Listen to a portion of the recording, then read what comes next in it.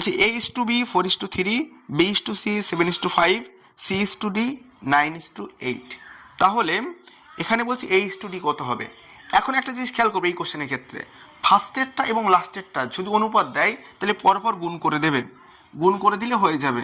মানে আমরা যদি অঙ্কটা একটু বড় করেই করি, দেখি A:B সমান সমান 4:3, B:C সমান সমান 7:5, C:D সমান সমান 9:8। আমরা অঙ্কটা একটু বড় করে লেন্দি করেই করছি, কিন্তু পরবর্তীকালে শর্টভাবে কীভাবে করতে হবে সেটাও আমরা দেখিয়ে দিচ্ছি। আমাদের এখানে ফার্স্টেরটা লাস্টেরটা বলেছে, ফার্স্টেরটা লাস্টেরটা বলেছে, তো আমরা লিখে আমরা আগে লং করে নিই। A:B মানে A/B into B/C into C/D, এটা সমান সমান এটা বাই এটা, এটা বাই এটা গুণ এটা বাই এটা গুণ এটা বাই এটা। এখন আমরা কাটাকুটি করব, কাটাকুটি করলেই আমাদের অঙ্কে কমপ্লিট হয়ে যাচ্ছে।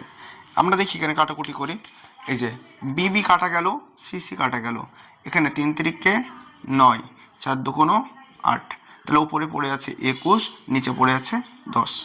তাহলে A/D সমান সমান 10, তাহলে A:D সমান সমান হয়ে গেল 21:10।